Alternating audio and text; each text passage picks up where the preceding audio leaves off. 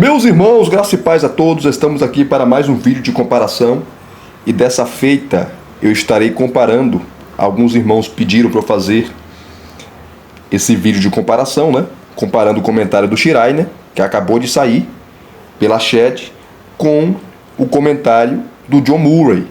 Dois grandes comentários, preciosos, maravilhosos. Esse comentário do Schreiner, eu já fiz três reviews dele, tá? Reviews assim ótimos, maravilhosos. Se você não assistiu, assista. E também eu já fiz dois vídeos de comparação, comparando com o comentário do Douglas Moo e o comentário do James Dunn. Assista lá. Então, eu já fiz aqui vários vídeos, né, desse comentário, vídeos exaustivos, mostrando a sua preciosidade, enfim. E lá eu falei, tá, e aqui vou repetir, o Thomas Schreiner, ele é calvinista, ele está vivo, né? Está com 70 anos, é aliancista, e nesse comentário ele vai defender a posição calvinista. E isso não é demérito, porque muita gente não gosta de comentários calvinistas, assim também como tem gente que não gosta de comentários arminianos. Então, gente, isso é besteira, pelo amor de Deus, né? Independente se o autor for arminiano ou calvinista, isso não tira o peso do comentário. Isso não tira a grandiosidade do comentário. Esse comentário é um dos melhores do mundo. É um dos melhores comentários contemporâneos da Carta aos Romanos. Então, mesmo você não concordando com a posição dele, tá? Você vai ver que preciosidade, que grandiosidade. Se você pensar assim, então você não pode comprar nenhuma obra teológica, porque toda obra teológica, seja comentário ou não, você tem ali a posição do autor, o escritor. Como o Thomas Schreiner, ele é sensacionista também. Era sensacionista, né? Assim também como John Murray. Não cria que na atualidade dos dons espirituais, como profecia, línguas, interpretação de línguas. Eu discordo da posição dele, de ambos, né? Mas isso não tira o mérito que o comentário é grandioso, maravilhoso. É a mesma coisa você comer um peixe, uma obra, tá? Seja qualquer obra, quando você está lendo ela, é como se você estivesse comendo peixe. Você vai comendo peixe e vai tirando as espinhas. Aquilo que você não concorda, você vai tirando, ó. É um baita comentário, é um maravilhoso comentário, é um extraordinário comentário, mas isso aqui eu não concordo. É assim com todas as obras, tá? Mas é um comentário extraordinário, tá? Douglas Moo também é calvinista. Isso vai tirar o mérito dele? Não. Se ambos fossem arminianos, eu ia falar a mesma coisa. É por isso que eu não sou nem arminiano, nem calvinista, né? Por que, Elias? Porque a Bíblia não é nem arminiana, nem tampouco calvinista. Não adianta querermos arminianizar ou calvinizar as Escrituras, porque há textos que não vão combinar com a visão arminiana e há textos que não vão combinar com a visão calvinista. Eu concordo com muitos pontos do calvinismo, assim também como concordo com muitos pontos do arminianismo. Mas não dá para fechar o pacote. Não dá. Tá?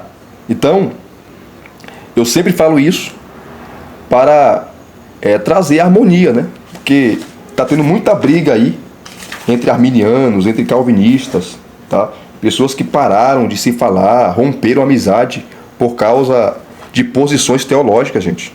Que isso? Nós somos irmãos em Cristo. Não façam isso. Brigar porque o irmão é arminiano, porque o irmão é calvinista. Pelo amor de Deus. E como eu falei lá, voltando aqui, eu vou ser bem sucinto, né? Ao falar de novo do comentário do Schreiner, vou ser bem sucinto, porque eu já fiz 3 reviews dele e 2 comparações. Essa é a terceira comparação. Tá? Essa é a terceira comparação que eu estou fazendo desse comentário. E dessa feita com o comentário do Murray. Então eu já falei bastante dele. A primeira edição desse comentário, eu falei nos outros vídeos, vou falar aqui de novo, novamente. Em inglês foi em 98. E a nova edição, revisada e ampliada em inglês, foi de 2018. Está aqui, ó. ou melhor, foi em 2018, aonde o Schreiner ele fez uma revisão completa da obra. E é justamente essa segunda edição em inglês, revisada e ampliada de 2018, que a Shed trouxe. A Shed trouxe aí para nós, tá? Maravilhoso, maravilhoso. E deixa eu pegar aqui, ó, rapidamente, o capítulo... Cadê? Deixa eu pegar o capítulo aqui. Capítulo 4. Capítulo 4. 298 a página. Vamos lá, rapidamente aqui. Só dar uma pincelada, porque eu já falei bastante dele, né? Nos outros vídeos. Então tá aqui, ó. Capítulo 4, versos de 1 a 25. Os versículos 1 a 25. Abraão como pai dos judeus e dos gentios. Em todos os capítulos, ele vai dar uma introdução aos capítulos, tá? Uma introdução top. Depois, ele vai trabalhar as subdivisões, que são ali as perícopes. Depois de dividir as perícopes, ele vai fazer a exegese e a exposição do texto de forma magistral. E ele aborda aqui, eu falei isso nos vídeos anteriores, né? Várias posições. Ele traz as posições de vários eruditos.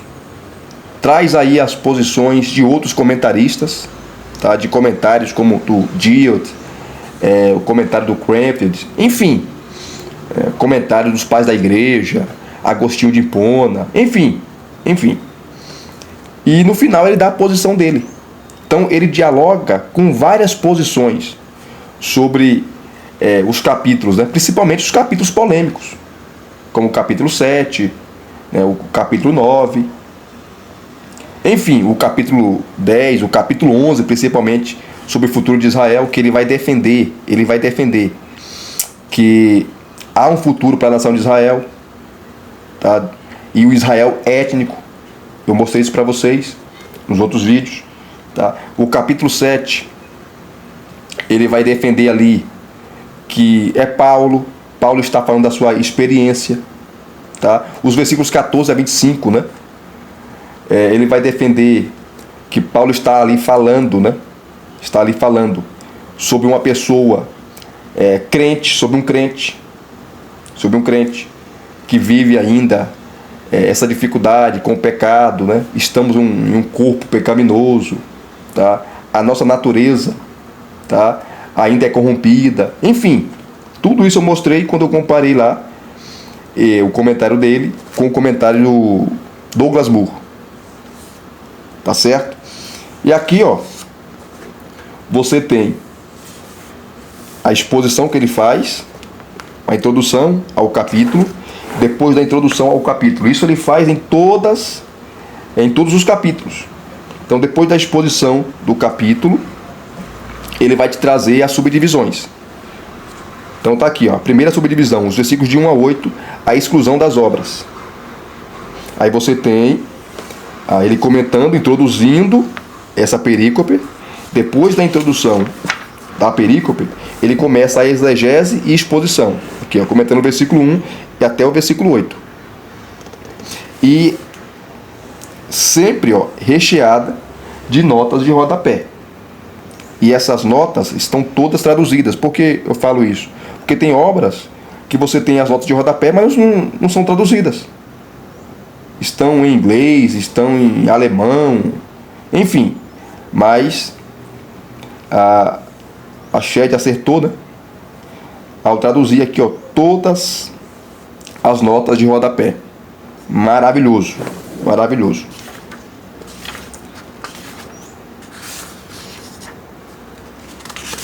Aí o Schreiner, de forma magistral também, ele começa a trabalhar o texto, né? Fazendo a exegese do texto. E esse comentário, ele é mais precioso ainda, porque mesmo sendo um comentário exegético, tá? O Schreiner, ele é bem didático. Bem didático. Então, você que não é erudito, que não tem um conhecimento assim profundo, teológico, você vai entender.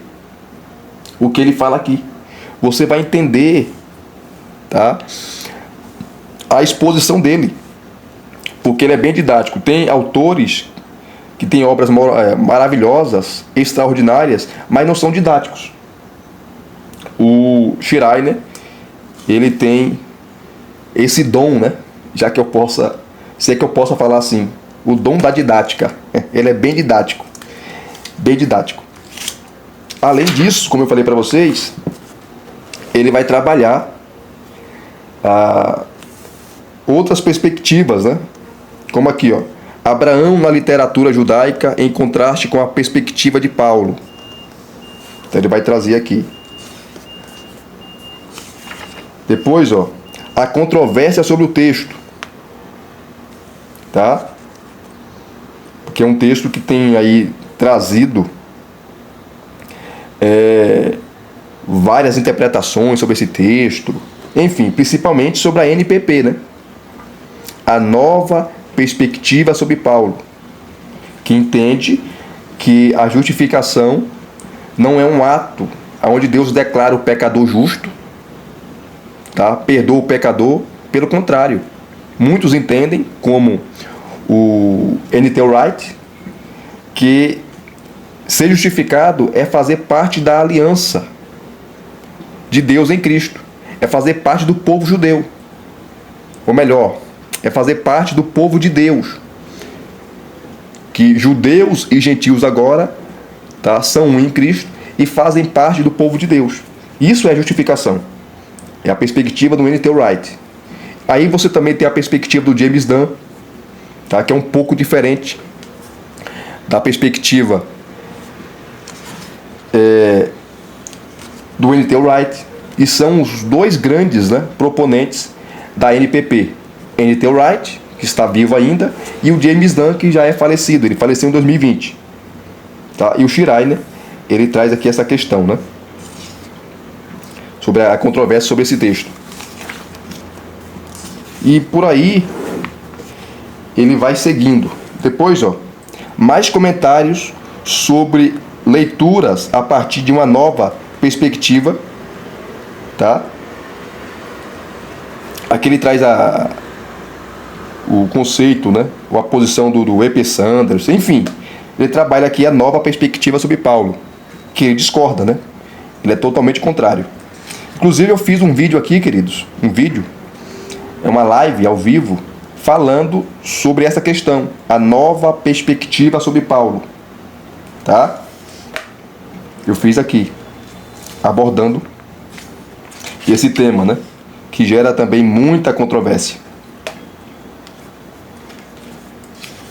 Assim também vai fazer o comentário do Douglas Moo, né? Falando também sobre a nova perspectiva sobre Paulo.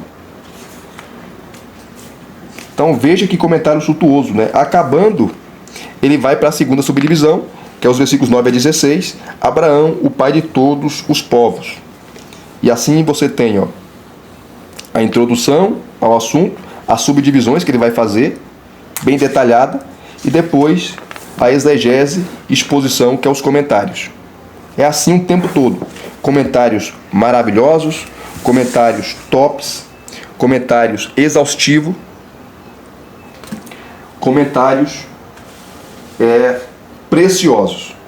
Já aqui, ó, o comentário do John Murray, tá? Ó, capa dura.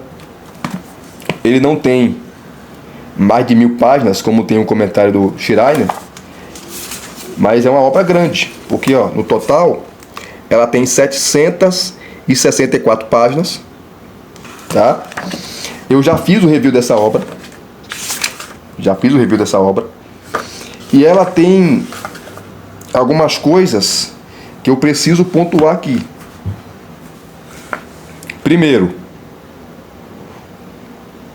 Primeira coisa, rapidamente aqui, ó.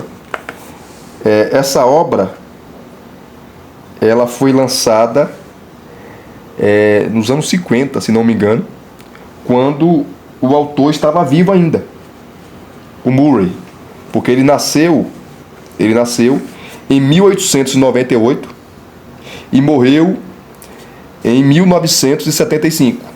Ano que vem Faz 50 anos da morte dele. 50 anos. E esse comentário passou por várias revisões, né? Por ser um comentário antigo. A primeira edição em português chegou ao Brasil em 2003.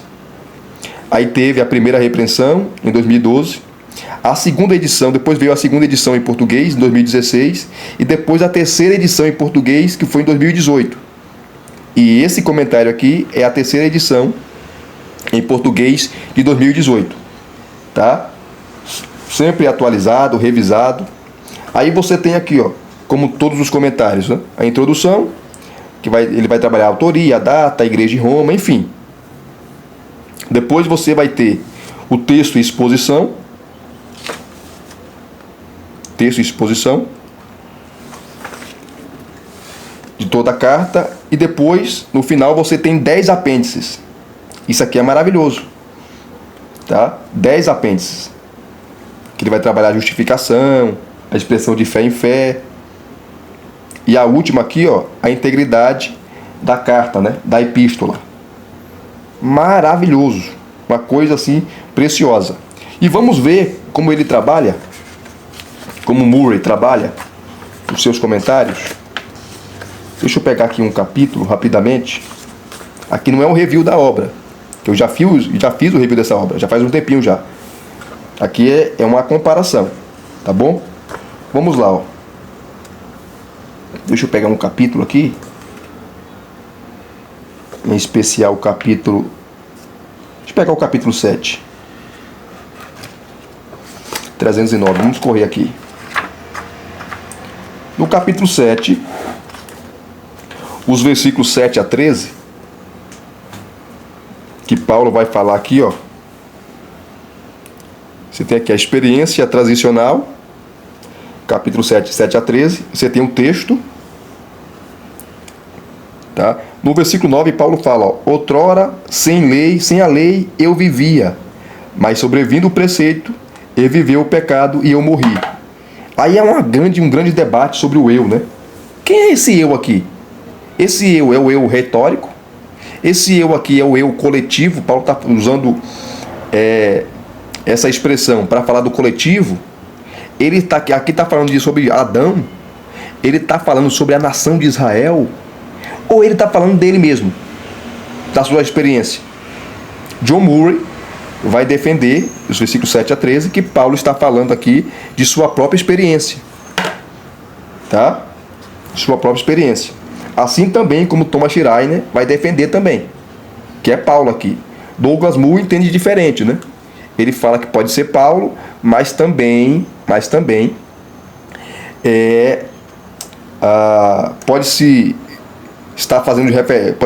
Paulo está fazendo referência também à nação de Israel. James Dunn entende diferente. Para ele, aqui é Adão. Aqui é Adão. Paulo está citando lá a Gênesis, tá?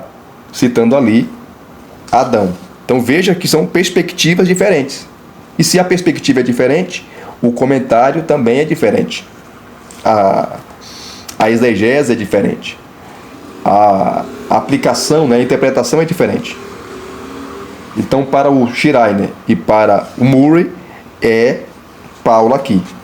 E nos versículos 14 a 25, tá?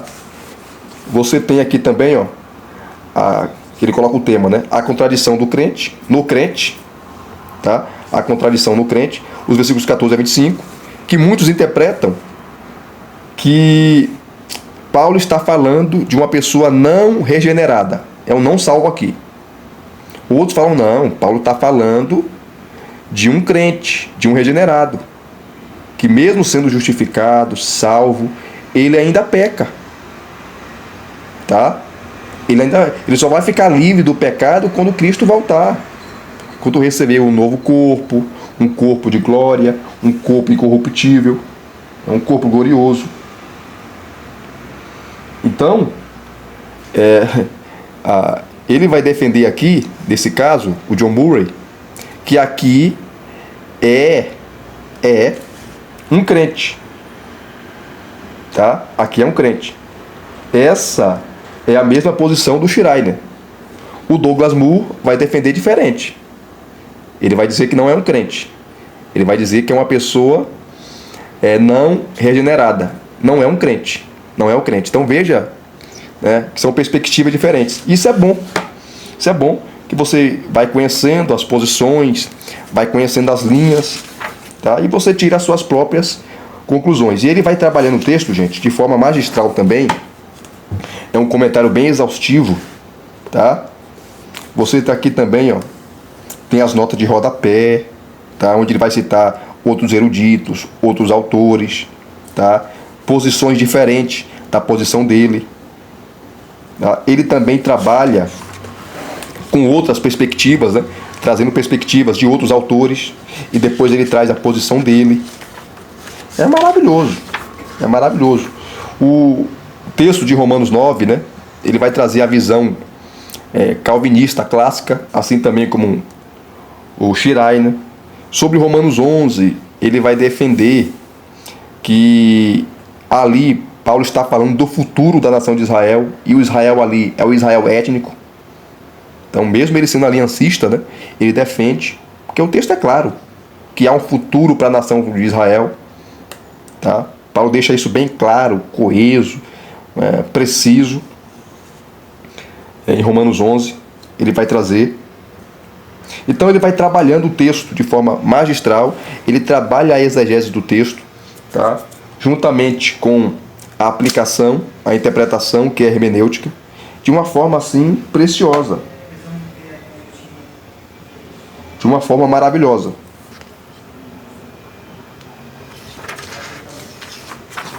Traz as subdivisões, tá? Então, eu coloco esse comentário aqui como um dos melhores que nós temos em português, juntamente com o do Schreiner, que chegou agora, Douglas Moo, James Dunn, tá? São comentários assim valiosíssimos, preciosíssimos. E sobre os apêndices aqui, ó, mostrar para vocês os apêndices. Vamos lá? Por que esses apêndices são maravilhosos? Porque ele vai trazer algumas ideias, oposições acerca de alguns assuntos, como a justificação. O apêndice A, primeiro apêndice, justificação. O que significa isso? Né? Para muitos, a justificação, ela varia, né? E ela tem um entendimento diferente, ou ela tem uma aplicação diferente. Então ele vai trazer a justificação no Antigo Testamento, em textos do Antigo Testamento. O uso, o vocabulário, que você tem a palavra hebraica, eu não falo hebraico, né? Sobre essa palavra. E você tem vários usos. Dependendo do contexto, essa palavra vai significar ou vai ter diferenças. Como você tem aqui, ó, o uso estativo dessa palavra. Ele vai citar os textos. Nesse caso aqui, o Gênesis 38, 26. Vamos correr aqui, queridos. Segundo uso, causativo, demonstrativo. O termo forense, que é a ideia de perdoar, né? Ou melhor, a ideia de absolvição. É alguém que está sendo absolvido, ia ser condenado, mas foi absolvido. O termo forense, né? Então ele vai trabalhando aqui, ó, textos do Antigo Testamento o tempo todo, Isaías, Salmos, Jó, falando sobre essa questão. Depois, ó, ele vai trazer a justificação do homem por Deus. Então, são coisas, né, que você vai encontrar aqui que você não vai encontrar no comentário do Schreiner. Por isso que um comentário complementa o outro. A justificação do homem por Deus, que isso significa. Depois ele vai trazer, ó, o Novo Testamento, essa palavra, aí os vocábulos, tá? Vai trazer aqui nos evangelhos, nas cartas, enfim, que esse termo aparece, né? Justiça, justificação, justificar, os vocábulos. Depois ele vai trazer para você aqui, ó, a justiça contemplada. O que é isso? Ele vai explicar aqui.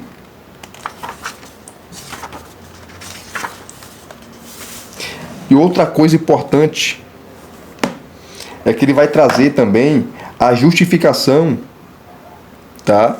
A perspectiva da Igreja Católica Apostólica Romana sobre a justificação. Está aqui, ó, a doutrina romana da justificação. Olha que maravilha! Que é totalmente diferente da nossa interpretação, da interpretação cristã, da interpretação protestante. Estamos aí chegando, né? Dia 31 de outubro. Será os 507 anos, né? Estaremos comemorando os 507 anos da Reforma Protestante. Então aqui você tem o conceito romano, né, da Igreja Católica sobre a justificação. Olha que preciosidade. Depois você vai para o segundo apêndice. São 10 apêndices. Que é essa expressão de fé em fé. Que ele vai trabalhar aqui. O que significa isso? Nas cartas de Paulo, né? E ele trabalha aqui. Não dá para ler por causa do tempo, tá, queridos? Mas quem tem esse comentário, depois você pode dar uma consultada. Esse terceiro apêndice também é maravilhoso, como todos, né? Todos os outros. Que ele vai trabalhar Isaías 53:11. Que há uma controvérsia também, um debate sobre quem é o servo sofredor ali. Para os judeus, tá? Que não creem, judeus ortodoxos, que não creem em Cristo como Messias, esse servo aqui é o povo de Israel, é a nação de Israel. Para nós, a interpretação cristã, não. O texto é claro que esse servo é uma pessoa. E essa pessoa é o Messias, é Cristo. Então, esse apêndice é maravilhoso.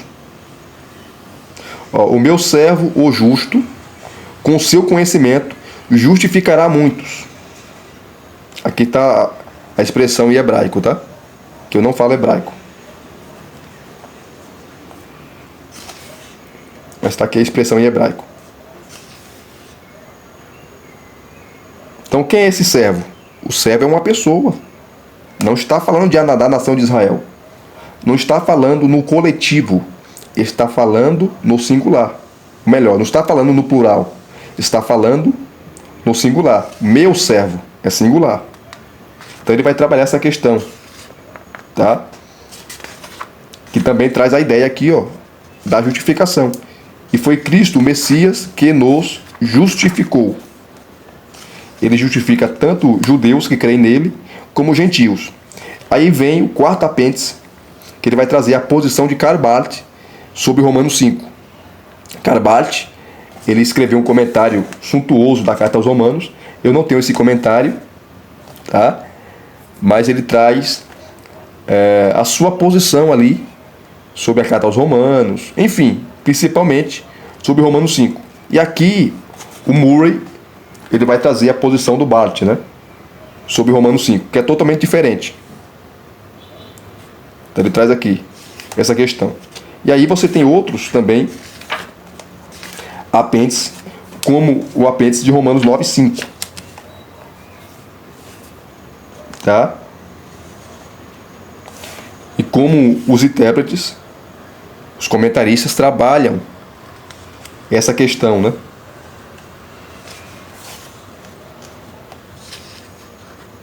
Sobre o texto ali de Romanos 9:5. Paulo está falando aqui de Deus, é Deus ali, ou a expressão que aparece ali se refere a Cristo. E ele vai trazer aqui a questão grega, os verbos, enfim, maravilhoso, porque gera muito debate também entre os eruditos. E assim segue. São 10 apêndices preciosos, apêndices maravilhosos, que o Murray traz. Então, aquilo que o Schreiner não traz, o Murray vai trazer e vice-versa. Por isso que um comentário complementa o outro, tá? Esse comentário é mais barato, tá? Elias, pretendo adquirir um comentário, mas eu não tenho dinheiro. Tenho muito sim, não tenho dinheiro. Só tenho que escolher um. Esse aqui é mais barato, do Murray. Tá? Eu indicarei que você compre os dois. Tá? Mas como o Murray é mais barato, compre primeiro o Murray. Quando sobrar um dinheirinho aí, você compra o do Schreiner. Tá certo? São dois grandes comentários, preciosos, maravilhosos, e um complementa o outro. É claro que o Schreiner é muito mais exaustivo, né? Que são mais de 1000 páginas. Tá? Mas o do John Murray, não fica ou não deixa a desejar. E se vocês gostaram de mais um vídeo de comparação, deixa aqui o seu like, deixe os seus comentários, se inscreva no canal se você não é inscrito e acionem o sininho para receberem todas as notificações. Tá certo? Graça e paz a todos mais uma vez. Muito obrigado. Até os próximos vídeos. Querendo Deus.